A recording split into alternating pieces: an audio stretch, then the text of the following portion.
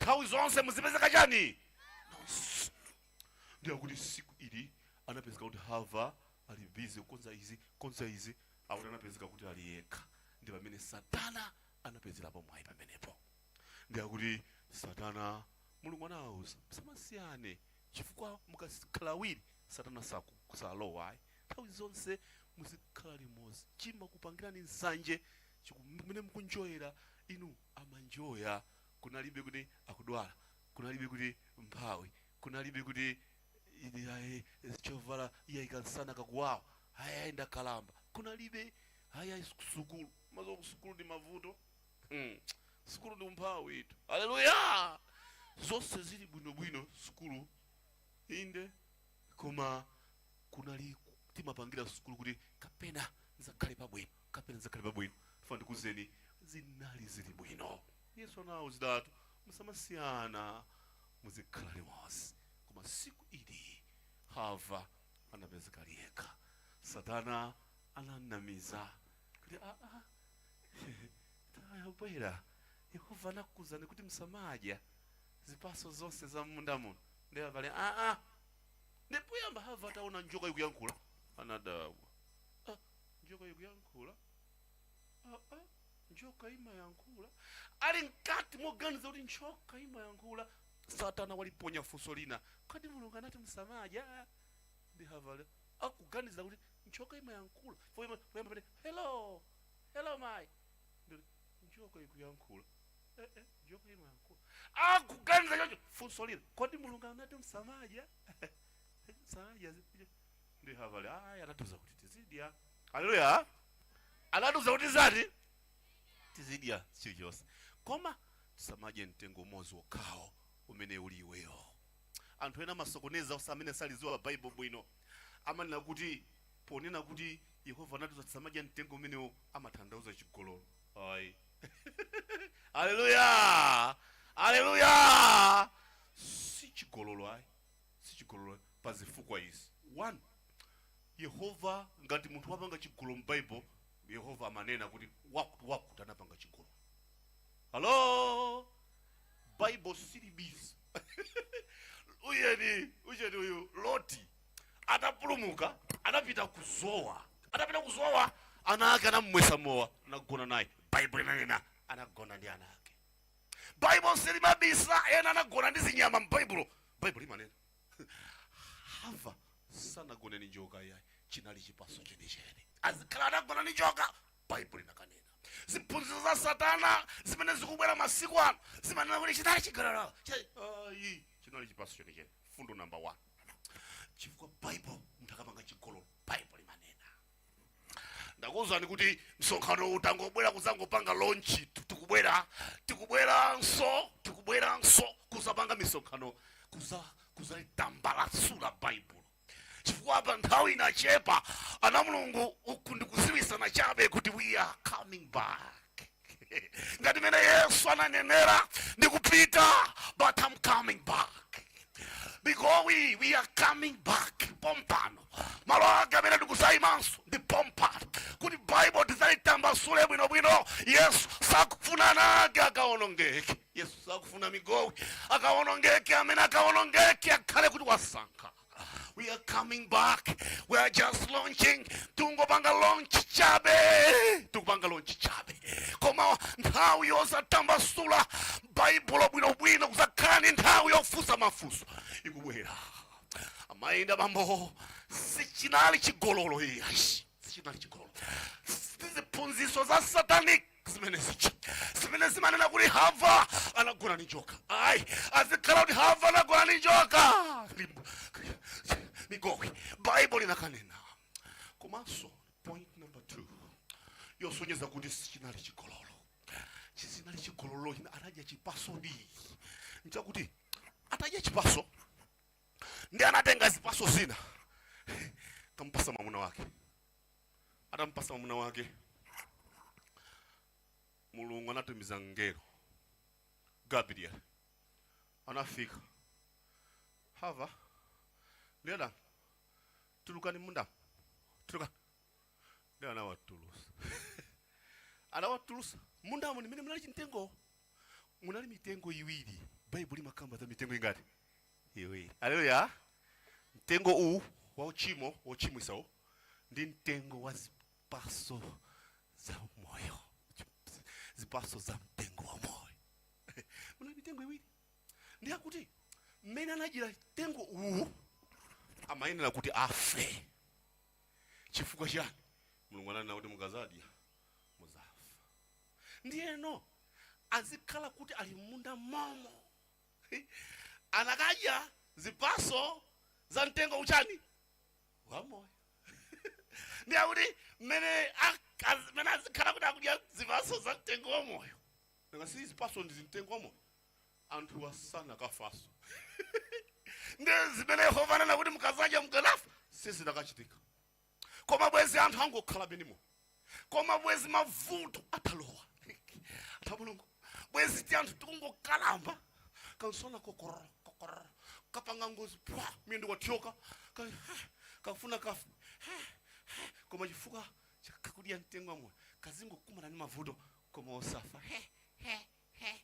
Bwezi sizi kubebaso. Pena infati maifuna. Pali matenda ena ukaona.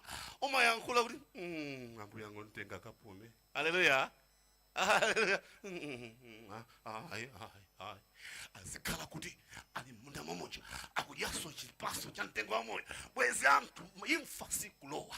Bwezi akongokalabe mavuto kokororo. Bwezi kansa ya mudi ya mutu ya maliza. Koma kamutu kakufa ndiye Yehova no. Tulukani. Ndiye kuti paketi pa munda uji. Panaima ngelo. Ndilupanga la moto. Akamabwera kamaona lupanga la moto amatawa amapita huko.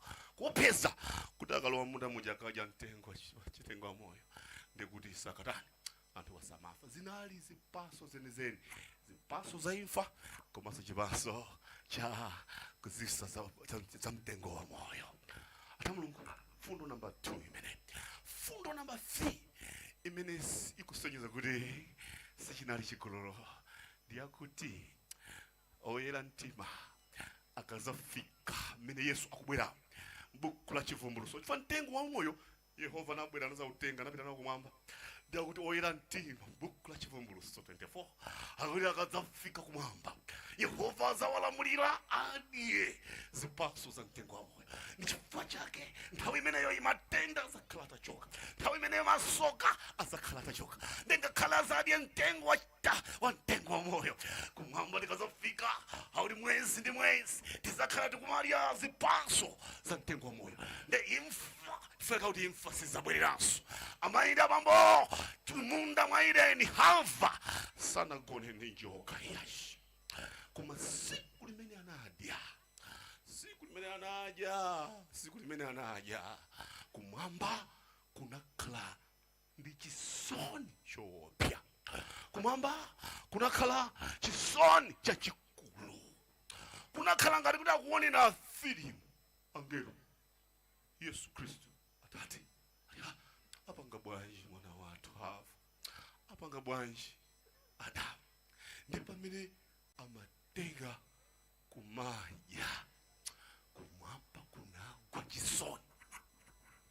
Kumwamba kunagwa chisoni choopsa chicha. Bible likulongosola kuti siku limene anatenga chipaso chicha ndikuyika mkamwa.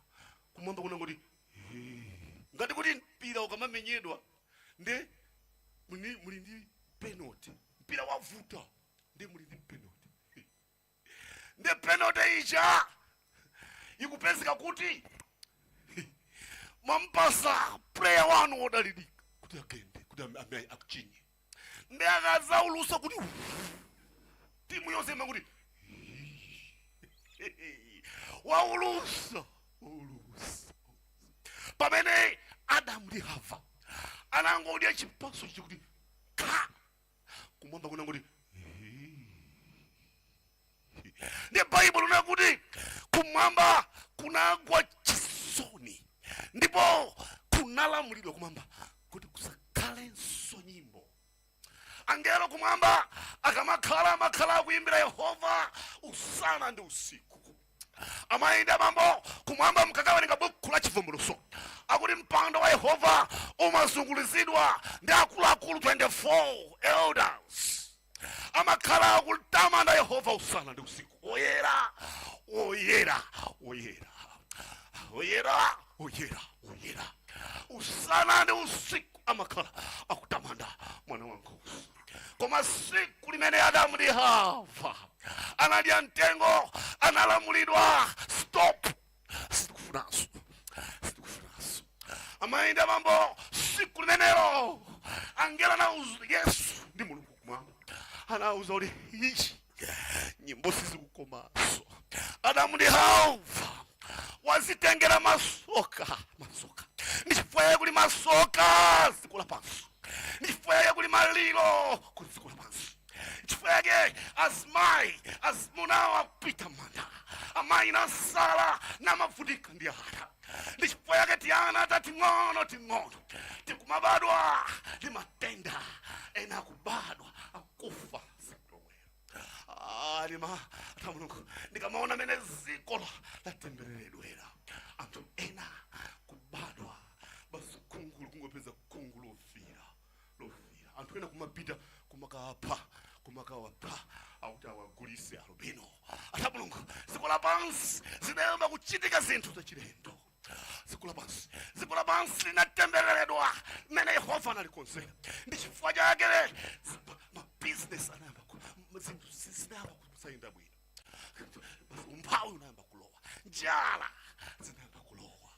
Yehova anaziona Yesu zimene wapanga Adamu ndi Hava apa, wazibweresera mavuto andiwe wazibweresera mavuto mayi wazibweresera mavuto.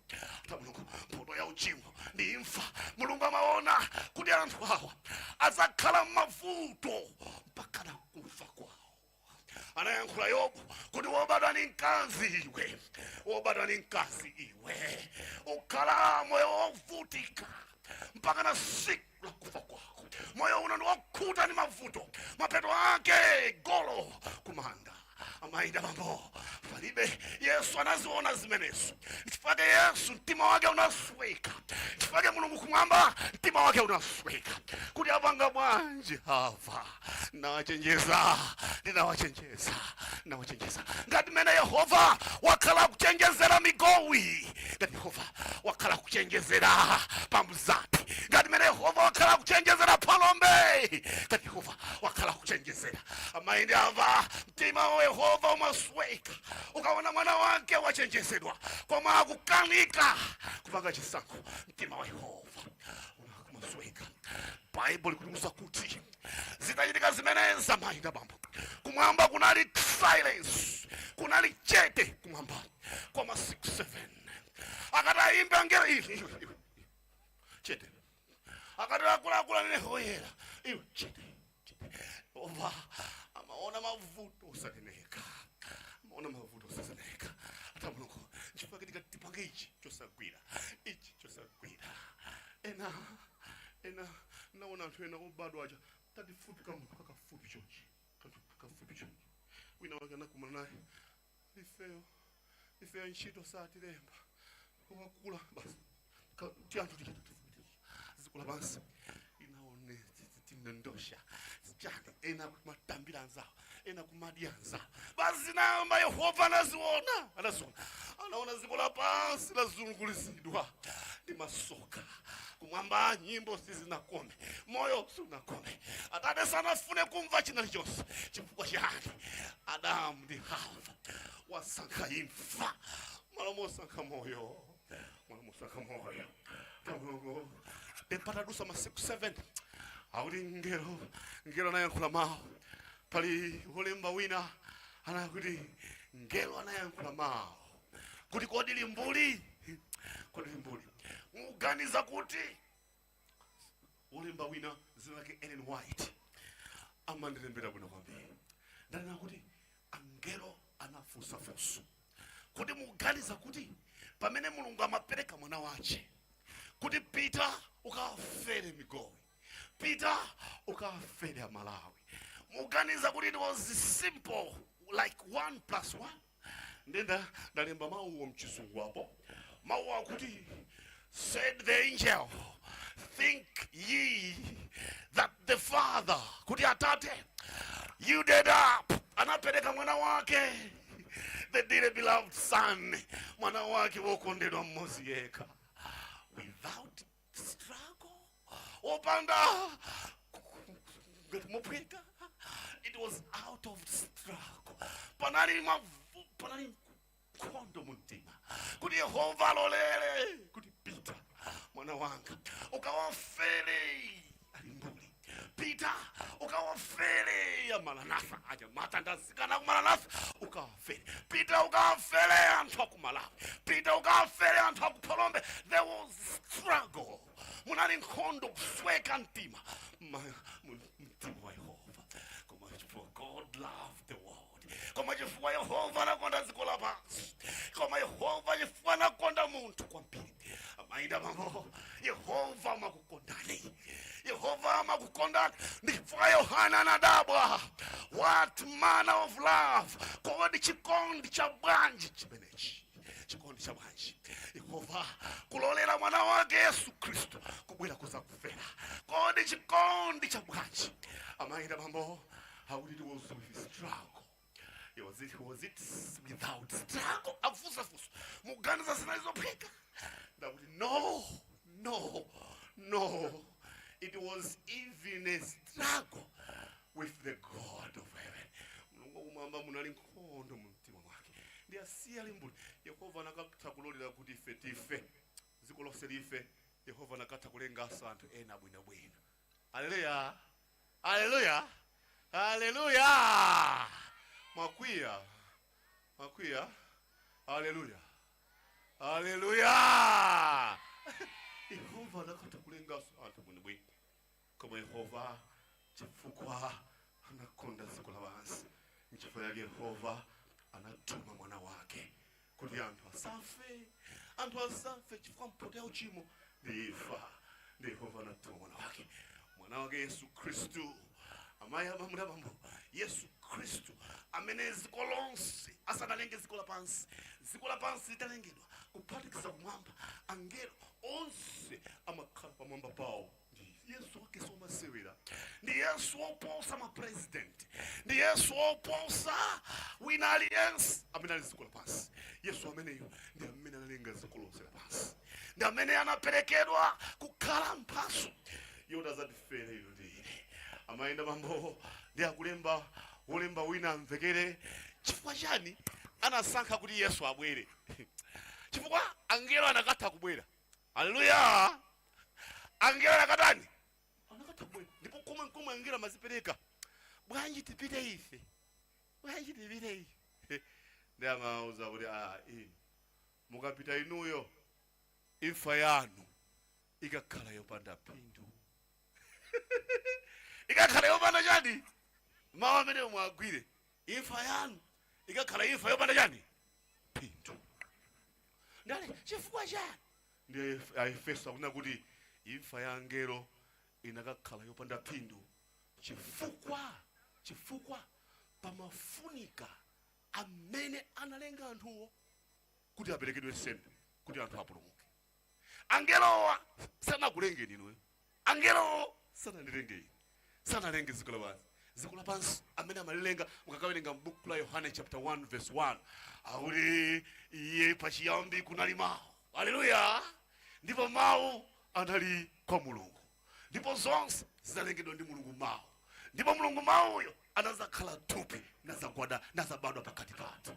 Zikola pansi analilenga ndi Yesu Kristu. Ndipo pereka nsembe chimafunika kuti amene analengayo ndi amene abwere kuzafa. Kusana sizinakatheka kuti Gabriel abwera zatifere.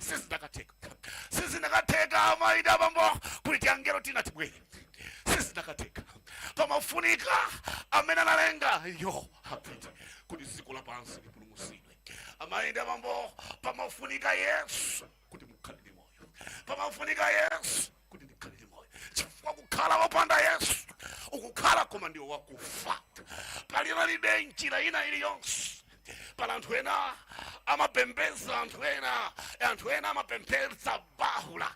Anthu ena amafananiza Yesu ndi Muhammad. God. Anthu ena amafananiza Yesu ndi maprofeti ena. Ndikufuna ndikuwuzeni Satana akufuna akuchenjerereni. Sipamafunika wina aliyense woti afe. Amayenera Yesu yekha kuti afe, kuti iwe ndi ine tikhale ndi moyo. Haleluya. Mulungu ni chifukwa chake Yesu Kristu amayenera abwere kudzapulumutsa inu ndi ine. Ata Mulungu tiyeni tipite patsogolo chifukwa cha nthawi.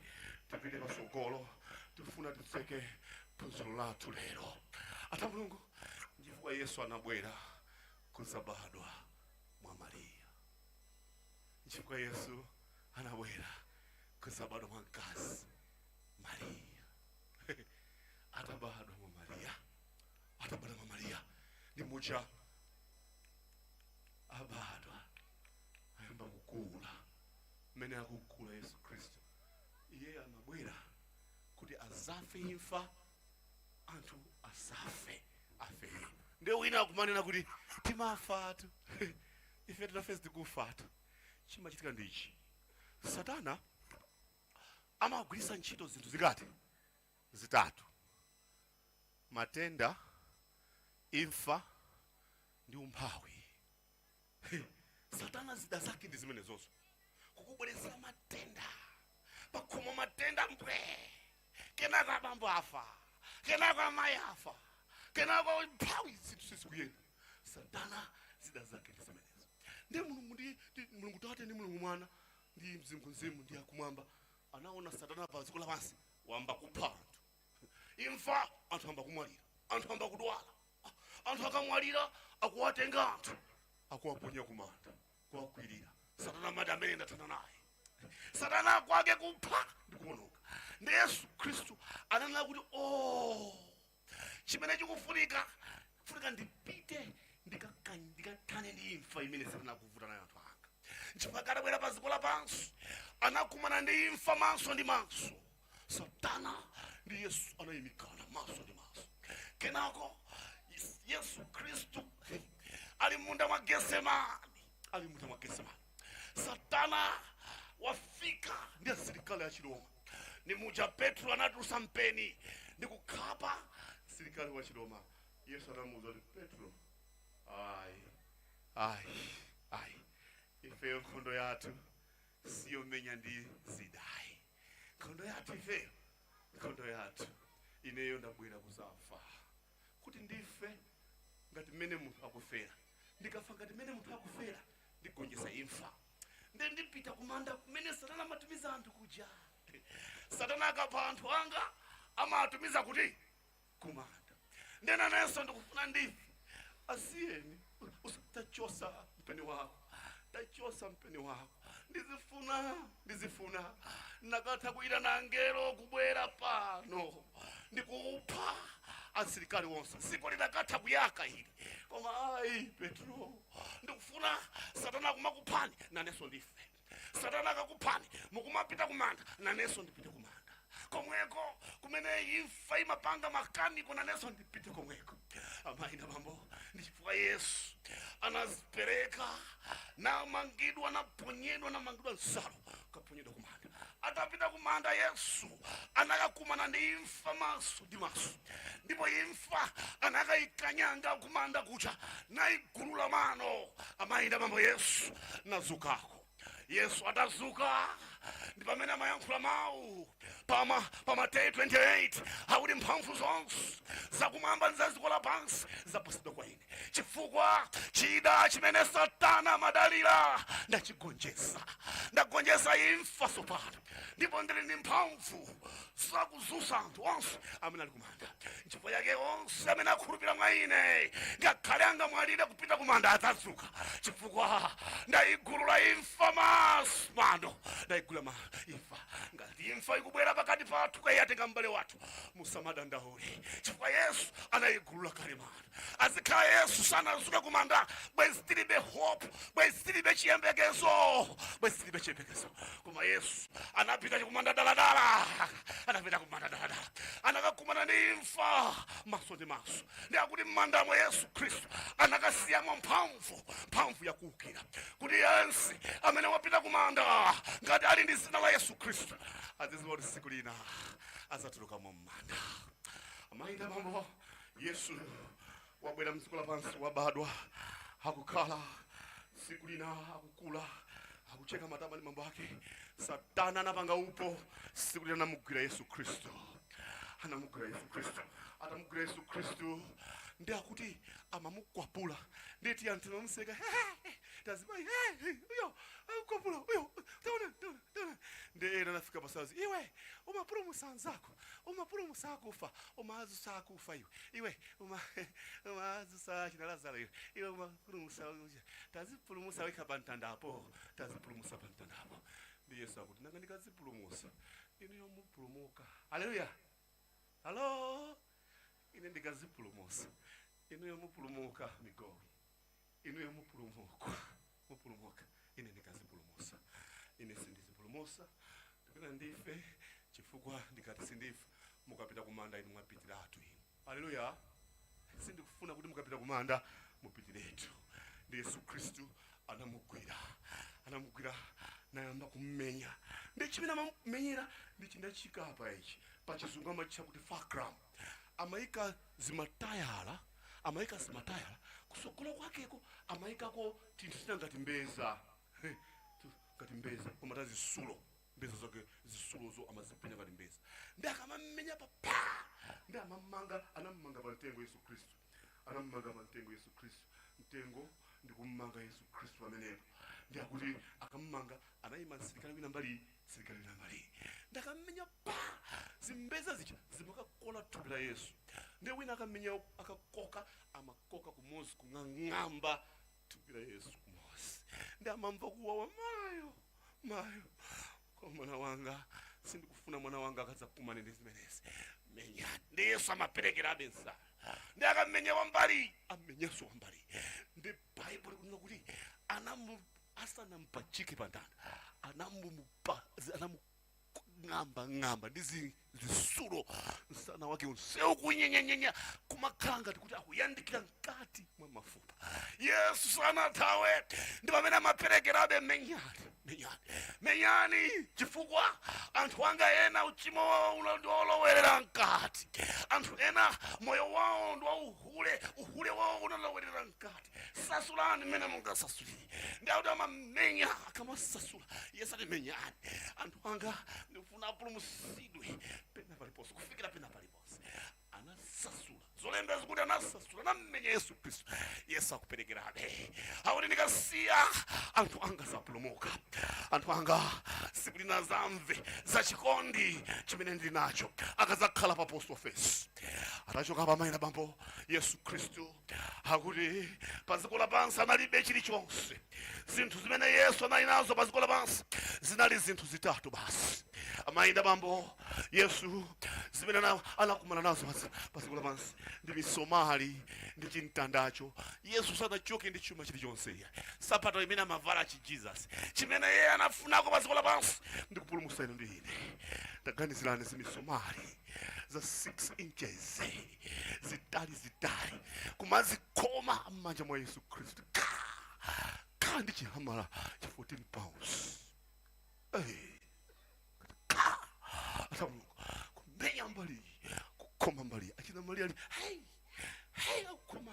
akukomani. Yesu alikomani komani ndifuna bale yanga azamve siku lina kuti ndinalolina kufa chonchi kutifuna upulumusa iwo. Ata Mulungu inu nini olotife chiyembekezo chilipo tizazukaso. Azikhala Yesu asanafe imfa iyi bwezi ukapita kumanda bye sitizaona naso. Kwa panopa kulibeza bye Satana akunama. Satana akulenga olotife panopa tingofa templari. Tingofa kwa nthawi yochepa chifukwa cha imfa imeneyi. Amayina bambo zinachitika zimenezo Yesu Kristu anapera. Ndofuna ndikuuseni kathano kena nakuona ni ena mene amakoma zimisomali apa mmachita kuti komando ameneyo zona lidalifa yopya.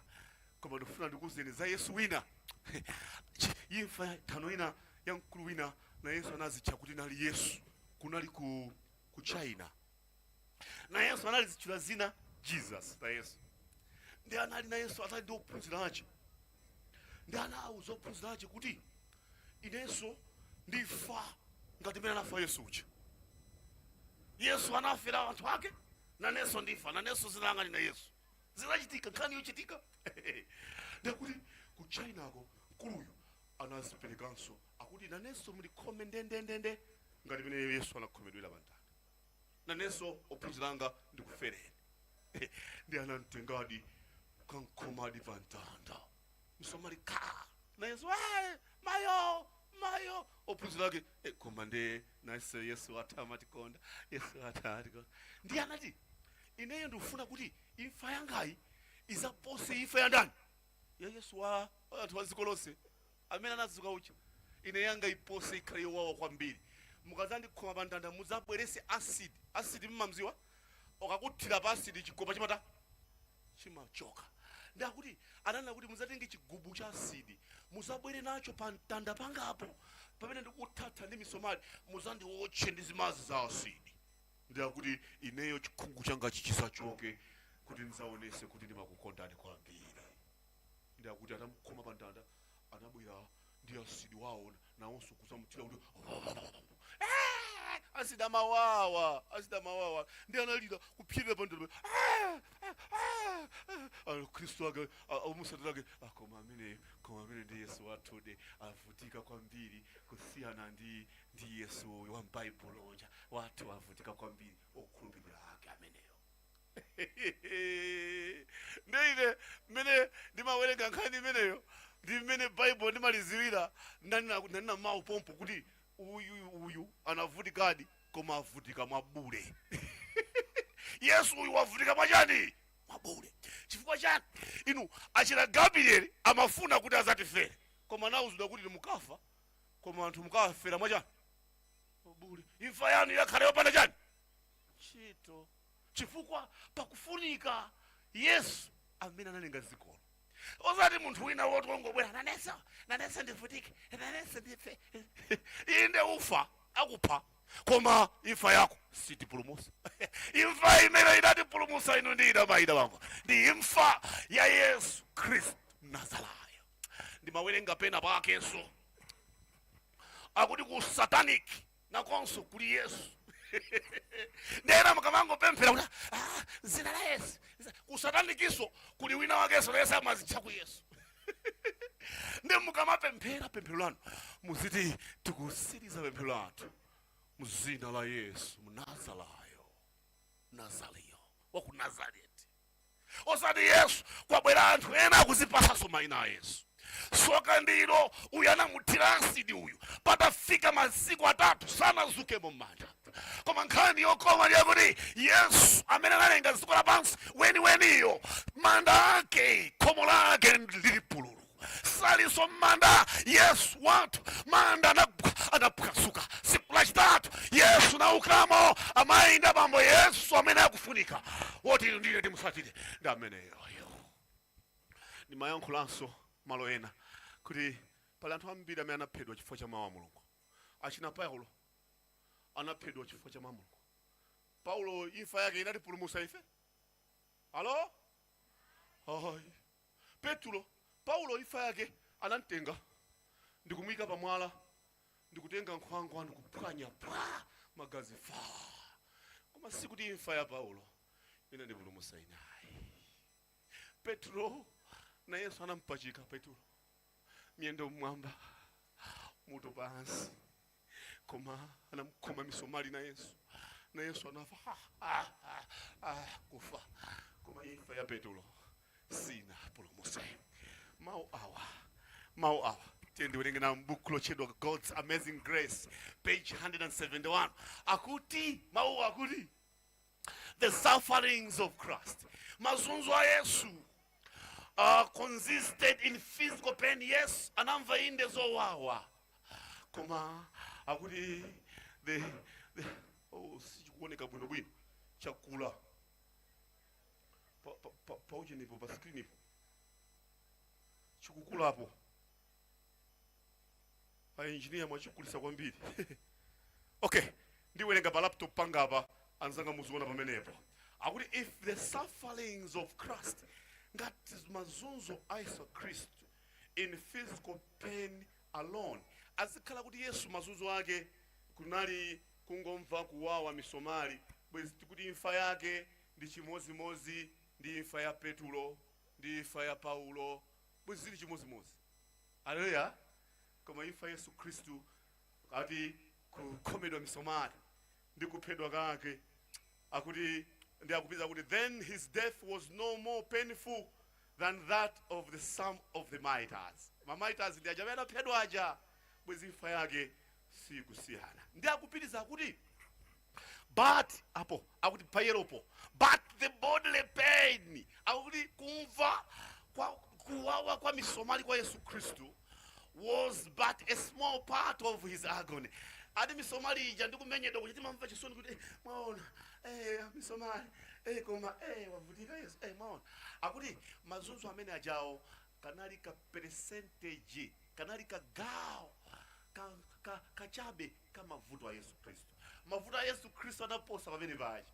Achina Paulo amene anaphedwa, vuto lawo linali kuphedwako layo selinati pompo. Achina Petro nali pompo. Koma Yesu Kristu kuphedwa misomalija mavuto anakumana nawo aja kanali kagawo chabe kakang'ono kamavuto ake. Ndakupitiza kuti was just a small part of his agony of the sons of God, son, dear son. Ndakuti vuto lalikulu limene Yesu linampanya kwambiri ndi ili inde kukhomedwa kwanamva kuwawa, koma ngati pali chinthu chachikulu chimene Yesu chimampweteka kwambiri nachi, akuti the sins of the world, akuti uchimo wa dziko lonse lapansi were upon him. Akuti uchimo Yesu mmene amabwera pa dziko lapansi amazawombola dziko lapansi, anasenza uchimo wonse wa dziko lapansi. Azigololo wonse Yesu anasenza zigololo zawo. Otamba wonse Yesu anabwera azapulumutse wotamba, ndi Yesu anasenza machimo awo. Amayenda mambo onse zifwamba Yesu, onse olezera Yesu anasenza machimo awo. Onse osuta Yesu, azigololo amiseche onse Yesu ananyamula masuzi awo. Akuti the sins of Migowi, kaya kuti tizigawenga tantundu wanji, kaya kuti tizilezelele tantundu wanji, tonse machimo awo onse Yesu ananyamula. Nanyamula machimo aku Blantyre, nanyamula machimo aku Zambia, nanyamula machimo aku America. Akuti the sins of the world, machimo onse kukhomedwa misomali inde imawawa, koma Yesu Kristu ananyamula machimo. Ndi machimo anamuwawa bwanji? Tiye ntipitilize. Machimo anamuwawa bwanji? Machimo mawawa tintuone Yesu Kristu inu kutereko tonsefe baba. Yesu anatisenzera kale machimo athu. Yesu tungofuna ife tivomereze chifukwa Yesu Bible kuti anasenza machimo athu. Ndakupitsa kuti akuti the sins were upon him, also the sins of his father. Akuti ukali, the laugh of his father. Akuti Yehova madana ndi uchimo kwambiri. Amayenda mambo Yehova uchimo amadana nawo. Zilibe kanthu kuti uchimo uli pa checheda, zilibe kanthu kuti uchimo uli pa akatolika, zilibe kanthu kuti uchimo uli pa Seventh Day, zilibe kanthu kuti uchimo uli pa sisepi. Yehova madana zilibe kanthu kuti uchimo uli pa bishop, zilibe kanthu kuti uchimo uli pa abusa, zilibe kanthu. Yehova amadana ndi uchimo uli pa anthu wachoka pa anthu. Yesu wausenza. Yesu awasenza. Ndi akuyankhula Akorinto chifukwa cha nthawi sindiwerenga. Akorinto akuti anatenga machimo awo, iye natenga moyo wake wabwino nawapasa anthu, nasinthanisa kuti mwati uyu ochimwa ayi iyeyo msiyeni, moyo wake woipa iwo atenge moyo wake. Yesu Kristu nasinthanisa moyo wake wabwino. Chifukwa Bible nakuti Yesu sanachimwe pa dziko lapansi. Yesu ngakhale olokusirira sana sirira, olokukwatira sana kwatiri. Ata mulungu anthu ena amaziyerekeza ndi Yesu Kristu, koma anali ndi akazi 7, kumakwatira ana ena a 12 years. Kumamuyerekeza ndi Yesu Kristu. Ata mulungu ndife otembereredwa ndifuna kuzeni Yesu Kristu sana chimwe. Bible limayilonera kuti Yesu sana chimwe. Kolani ni Bible zimavomerezana kuti Yesu sana chimwe. Cholinga chachi atibwereke moyo wake, ifeyo titenge moyo wake, kuti ifeyo tivulumuke wina. Iyeyo anatenga moyo wathu. Ndiye kuti mphoto ya uchimo ndife, ndi muja Yesu amafa muja. Ndi muja Yesu amafa muja. Atavuluka ndakuti koma atanyamula chabe uchimo. Ndi ukali wa Yehova madana ndi uchimo. Atavuluka tisamanyadire mu uchimo, tisamasekerere mu uchimo, chifukwa onse oyipa ndi adana Yehova. Ndipo adana Yehova onse asaonongeka. Yesu zinamuchitikira ndi chake, atasenza uchimo wanu ndi wanga. Chifukwa Yehova madana ndi uchimo, onse uchimo ndi adana Yehova. Yesu anasanduka ndani wa Yehova. Until the love of the Father, ukali wa mulungu unayamba kumabwera, ndi umabwera pa Yesu Kristu. Yesu anadaba akuona atate yake amagwiriza na nthawi zonse, koma siku ili anaona ukali wa atate ukubwera. Yesu akuona nkhope ya atate yakubwera pa iyeyo. Yesu akuti atate ineyo sinalakwe ndine, uchimo ndi wa abale anga ku migowi, sinalakwe ndine. Ndakuti the love of the Father. Yehova kaya uchimo uli pandani, koma Yehova sakrizana ndi uchimo. Ta mulungu ukali wa Yehova unalukubwera. Ndiye akulewa lemba yakuliza kuti the love of the Father was coming as a penalty pa Yesu Kristu. Umabwera ukali pa Yesu Kristu. Ndakuti it was this. Kenako Yesu atukule maso, anaona nkhope ya atate sikuoneka. Nkhope ya atate sinaonekenso. Nkhope ya atate sinaonekenso. Chifukwa chake mukakawerenga m'buku la Yesaya 59, hakuti uchimo wanu, mapemphero anu samveka kwa Yehova, chifukwa uchimo wanu ukuchinga pakati pa inu ndi Yehova wakumwamba. Mapemphero anga sakumveka, diso la Yehova silalifupi kuti sasinza Yehova amayang'ana nthawi zine zonse kuti akuone iwe koma sakuona. Chifukwa chani? Waphimbidwa ndi uchimo. Ata mulungu dzanja la Yehova likuyendayenda likufuna lipulumusi ana Yehova amene avomereze kuti Yesu nditi landirani uchimo wanga, ine ndibwereke moyo wanga ndipulumuke nawo. Yesu amene avomereze dzanja la Yehova limpeza. Koma vuto ndilakuti ambiri ife tetapanga ubale tili mukati mwa uchimo, dzanja la Yehova likulephera kutifikira. Yesu Kristu ataona ukali wa Yehova, kenako ayang'ane anaona nkhope ya atate yake sikuoneka. Ndi muja Yesu, Bible ituza kuti Yesu analira. Mawu amene amalira Yesu Kristu analira kuti, mawu amene Yesu Kristu amalira analira kuti Eloi, Eloi, Eloi. Eloi ndi Chiheberi, mawu choka ku Chiheberi amene amatanthauza kuti mulungu wanga.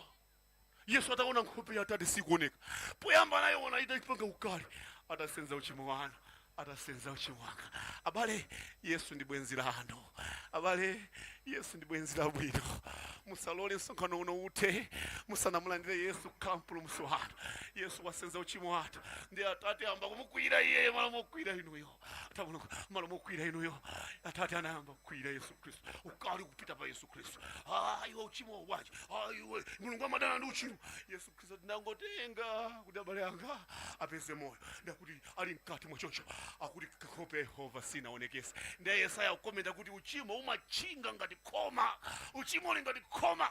You can't see the face of God. Chifukwa mapemphero athu samafika. Apaita bambo sichitika zimenezo, akuti chimenecho Yesu sanakhalepo panda kumaona nkhope ya atate yake. Ali paziko lapansi pano asanafike pa Gologota, amapemphera usana masana, mamawa kumazula amapemphera amaona na atate yake. Koma siku lokhali, chifukwa sinali siku lotenga uchimo wa dziko lonse ndi kuyika pa iye, asanaone nkhope ya atate. Uchimo ndi oyipa, uchimo umatelekanisa ndi Yehova. Chifukwa zimavuto zathu sizikutha, ena timapemphera zimavuto zathu sizikutha. Chifukwa chake tali mkati mwa uchimo. Uchimo wasanduka mafuta athu, tikuzola mafuta uchimo. Ndiye umapemphero athu sakupita kwa Yehova. Nkhope ya Yehova sikuunikira pa iwe. Yesu Kristu zitakhala choncho amaindi abambo. Yesu Kristu anayankhula mawu. Anayankhula mawu Yesu Kristu. Eloi, Eloi, kunali kulira, mulungu wanga, mulikuti, mwandisiranji. Bible likutoza kuti nthawi yomweyo, Yesu anafa nthawi yomweyo. Amaina bambo, chimene chinapha Yesu ndi chani? Inde misomali ija imawawa, koma mukakafufuza, nafufuza kuti imfa ya misomali komwe anaisankha imfa ya misomali chifukwa imfa ya misomali inali amaitenga ngati maximum sentence. Chilango chachikulu. Munthu akampachika pa ntanda ndi misomali samafa msanga. Amango vutika ndi misomali pompo. Kumango chizinthu zikamamuluma nakasiya kukhomera manja onse. Dzanja lakhomera uko, ine ndakhomera, ndiakhomera, ndali pa ntanda olunyelo njuchi mulume amango pa ntandapo. Ndi Yesu Kristu anafuna avutike ndi imfa imeneyo. Afa chani? Aoipa kwambiriyo. Woipa kwambiri chifukwa chani? Wasenza uchimo wonse wakumigowi. Wasenza mahule wonse uchimo wawo. Chifukwa inu ngaya munthu ndi woipa bwanji. Kaya ndiwe muhule la mtundu wanji. Utenga menda bweresa kumigowi. Ndakuti aliyense Yesu akumwerengera. Yesu anamtengera chimo lake. Kaya wagudula mimba zambiri, Yesu akukuwerengera. Kaya wapha anthu ambiri muchizifwamba kulanda kubisalira anthu, Yesu akukuwerengera. Chifukwa Bible kuti anasenza uchimo wonse. Sana sanke ata mulungu tisamanyozane iyayi. Ata mulungu tisamanyogodolane kutaya nthawi. Chifukwa iwe ndi mpulumutsi wathu. Mpulumutsi wathu chifukwa pokufa anatambasula manja chonchi kulandira wina aliyense common rose guka migowi Blantaya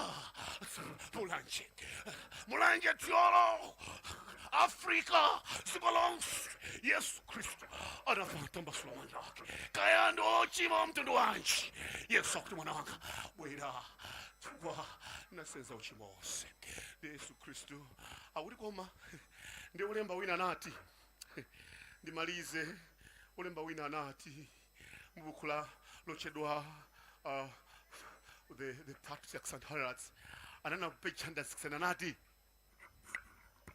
ni newsletter, actually newsletter the Heralds analemba kuti even the doubts analemba mchizungu auti Yesu ali pa ntanda pacha chikayiko chinabwera. Yesu nthawi amayang'anisana ndi imfa, amayang'anisana ndi cha amayang'ana kuti akuphedwa pa ntanda ndi kufa. Ndi aone Atate akwiya, aone Atate nkhope yathawa sikuoneka, anakhala ngati Atate amuthawira. Ndi akuti chikayiko ali pa ntanda pacha mwana mulungu chinayamba kubwera kuti ndikupita ku mandatu, Atate andikwiyira, ucheni Atate sakuoneka, ndikuti ndili ndekha sikupita kumanda, koma kumanda ako ndikabwerako kapena Atate anditaya. Kapena akuti even the doubts are sailed. Chikayiko chinakwera mwana wa mulungu. He could not see through. Amadandala kuti koma kumanda ndikupitako ndikabwerako, kumanda ndikupitako ndikabwerako. Atate akwiya. Ni madalira Atate kuti nami nandizusa. Ni madalira Atate kuti nami nandizusa. Atate andikwiraso. Atate sakuoneka, koma Atate kuti samaoneka. Atate anali pompo, koma uchimo wanu ndi wanga unangokhala ngati chikoma. Chifukwa Yesaya kuti chimo sidabwino, masoka awo tikukumana nawo chifukwa tikukanika kulapa mazulano. Tiyeni tichituluke chichimo, tiyeni Satana tituluke, chifukwa zimasoka zina zamayina bambo, chifukwa chichimocho chimakhala ngati chichinga. Yesu Kristu anaone nkhope ya Atate yake. Atate analipompo ndiye, Atate analipompo ndiye, koma sana kaona. Nda Yesaya kuti zimachimo zimene anatenga za abale akezo anthu akumigowi mulanje ndi zimene zinakhala ngati chichinga. Atate sanaone. Yesu amali Atate alipompo, koma Atate amaona ngati sakumva chichimo chachinga chichimo chachinga ndi chichimo chanji iwe chachinga Yesu wachita kutumiza azilalikake kumigowi ndi chimo yanji ndi chimo chanji chimene Yesu akanika kuchichosa msonkhano uno Yesu msonkhano uno awati mwana wanga ndifuna ndichichose tu ndifuna ndichichose tu mawali ndifuna ukasambisidwe mumtsinje wa Yorodani ngati mene ninapitira ine ukasamba ku Yorodani ndi chimo chanji ndi chani chihananyamula zonse Yesu anakulandira zonse mazulo ano zingofunika kuvomereza usiku uja Yesu ali pa mtanda pacha usiku yekha kukuzizira ali pa misomali Yesu anala kuyankhula mawu atate abale anga onse amene ndikuwaferawa ndikudikira siku lina akazamva uthenga ndikumvesesa azazipereke m'manja mwanu siku lake nkukhala lero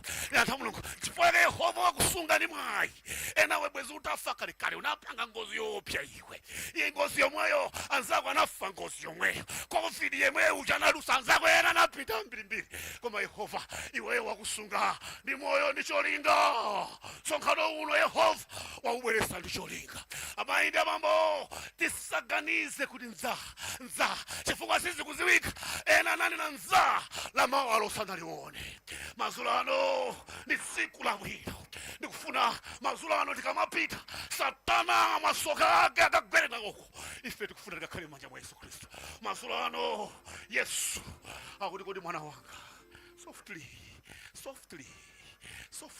play it but softly chifukwa ndifuna ana Mulungu abwere lero ndikufuna ana Mulungu abwere kusogologolo ndifuna musandipondere mawaya koma ndifuna ana Mulungu ino kunkhulambe uko kuchiringa uko kuphalome ndali kuphalome zulo anthu ochuluka akumva uthenga uchokera pano ndi ife pano tisapulumuke pachiringa pano tisapulumuke komanso palombe Yesu Kristu akuti mwana wanga anzanu zulo alembesa nalipompa anzanu nalimbira alembesa iwe Yesu ungalembese lero wina ukumvera nyumba mwako iwe wina nakalaka atamvere uthenga umenewu koma akuthatha ndi matenda panopa ena akufa kumene this minute nthawi yomwe wina akufa nthawi yomwe kukwinzi uko wina akufa dota basika kaikeni kumochali ena akuamanga upita nawo kumocha ena ikidwa lero Yesu akuti ndabwera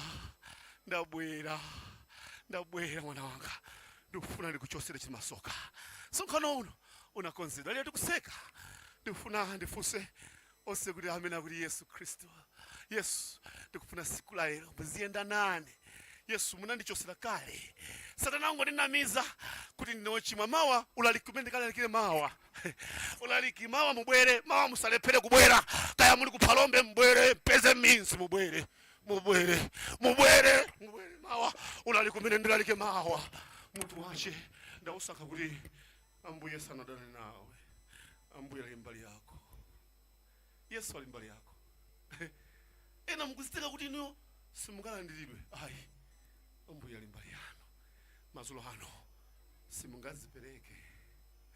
simungazipereke kulikonse pene mukuneva palombe Maranatha chiringa ena abatizidwa uko koma ena sanabatizidwe migowi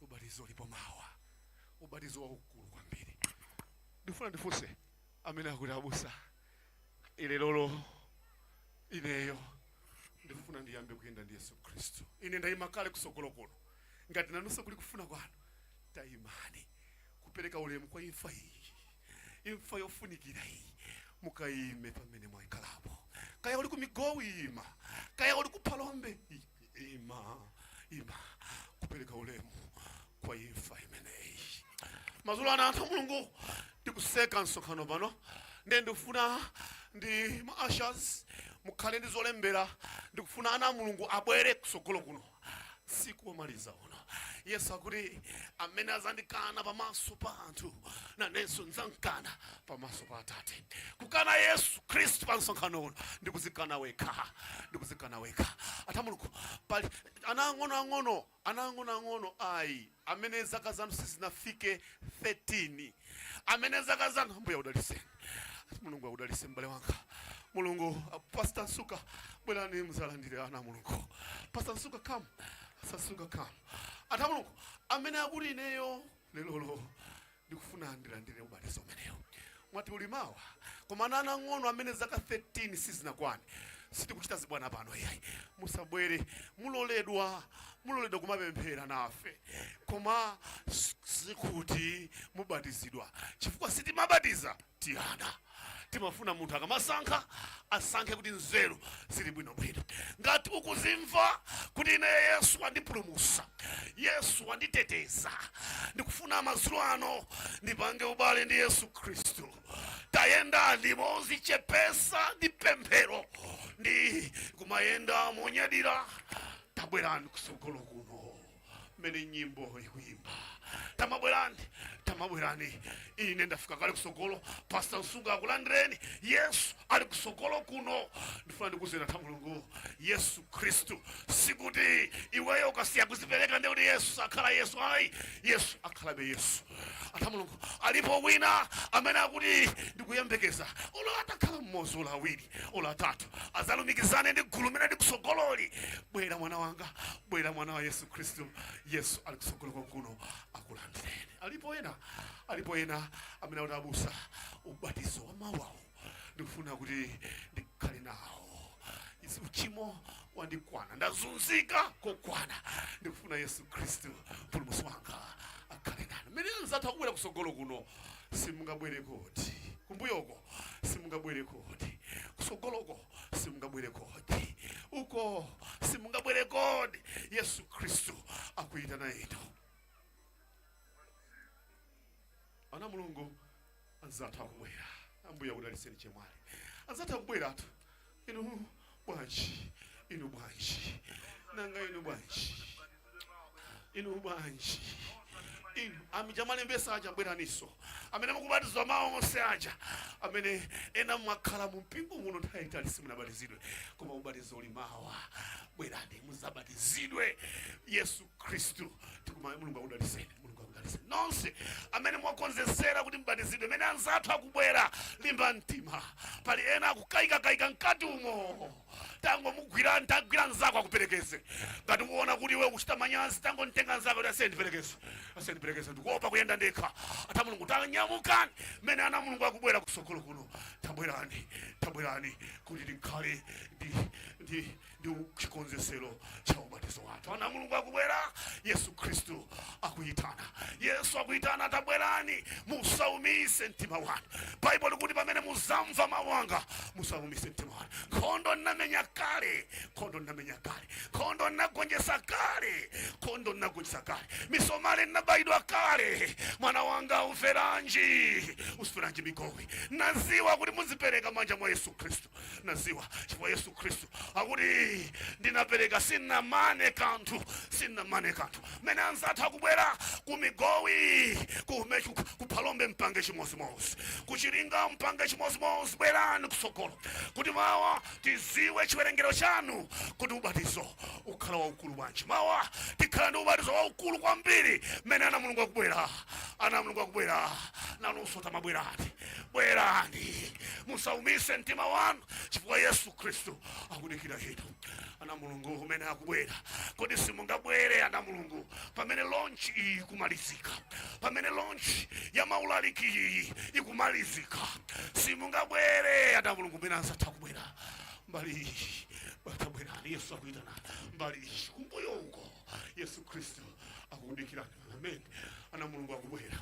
mulungu akubwera inunso mukhoza kubwera ambuya akudaliseni kumaranasa mchange chimozimozi kudowa uko mpange chimozimozi kumatindi uko mpange chimozimozi ana mulungu ni nthawi yozipereka m'manja mwa Yesu Khristu ubatizo ulimawa ukhalavo mawa ubatizo ulimawa uko khala kutali ngati kudowa tipanga njira mukalembesa mayina anu kuti ubatizo wanu ukonzedwe ta mulungu kuli bwino kuchoka pano kuchoka muli macha mwa Yesu Kristo.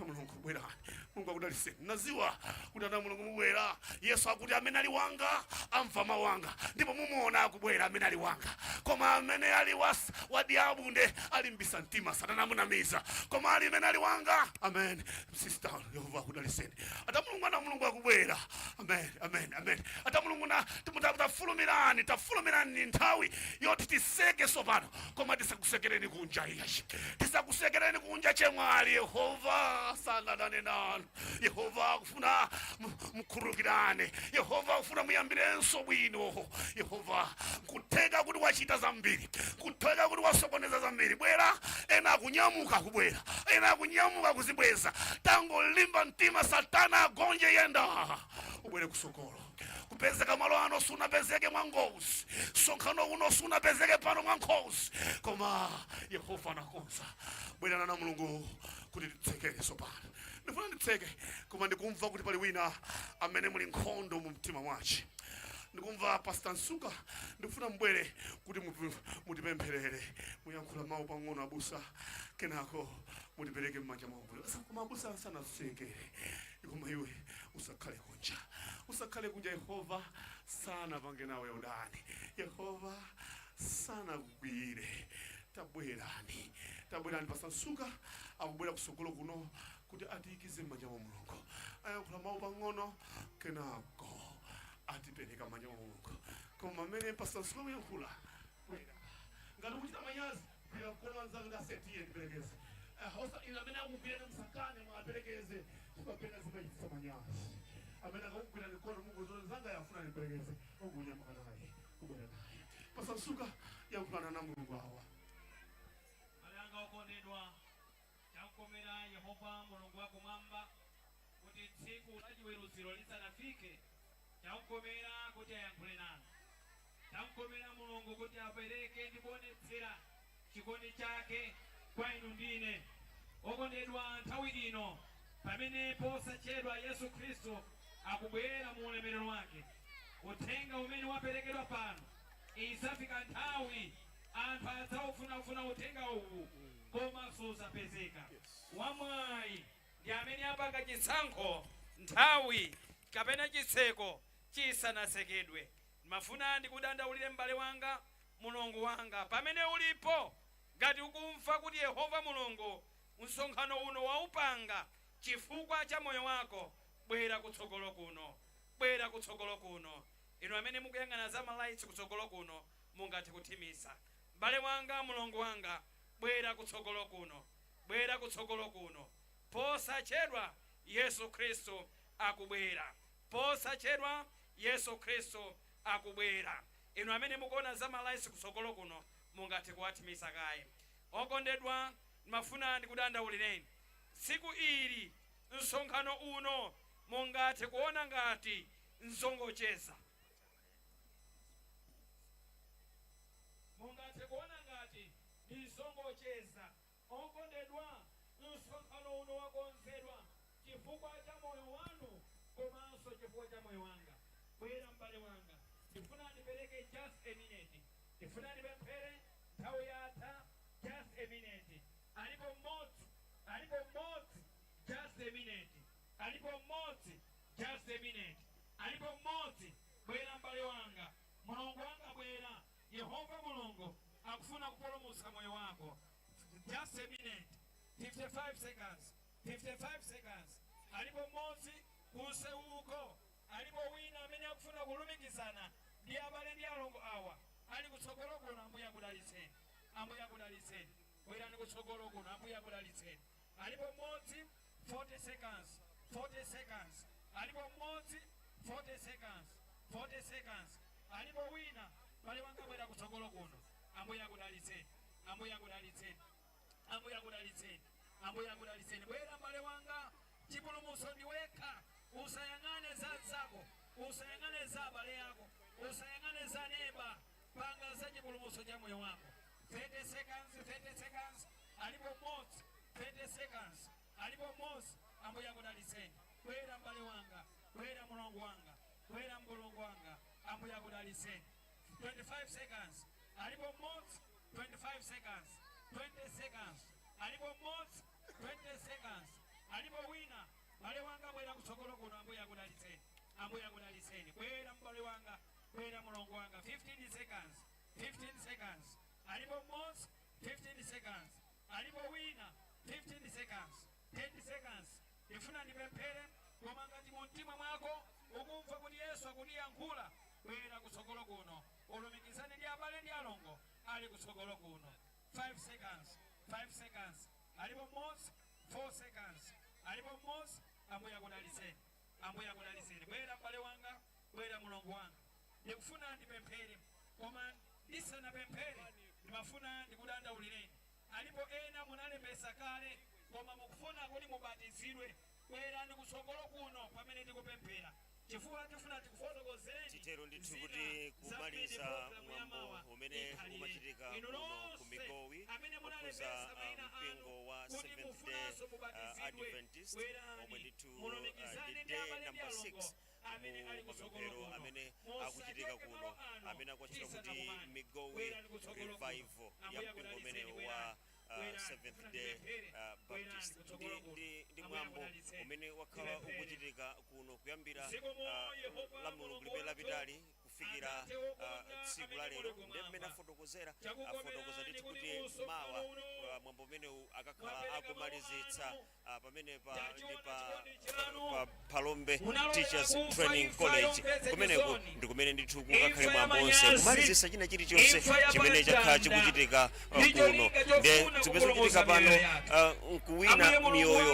kuwina miyoyo zimene zikuchitika pano akupempherera amene akumva ndithu kuti akomano Mulungu tichitireni chifundo tichitireni chisomo kuti china chilichonse chikhale mchimake ifeyo tinene kuti timalizire pamenepa mawa tikhalenso tikubwera kudzamalizisa zonse timve kuti mwambo umenewu pazakhala kuti tikumaliza motani komanso tidzakhala ndi mwambo ofunisisa kuonesesa zonse mmene zathera lero amene analalikira kupereka mawu anali evangelist Dr. Ernest Kawonga amene akhuza magawo osiyanasiyana magawo ambiri tithokoze nonse amene mumaonera ma platform onse tinali pa Mza Television tinali pa Angaliba komanso Hope Channel komanso ena onse amene mumaonera ndithokoze kwambiri ineyo dzina langa ndi Fungai Chwa tinali ndi Andrew Mandala Chawanangwa Kamanga Samson Kaisire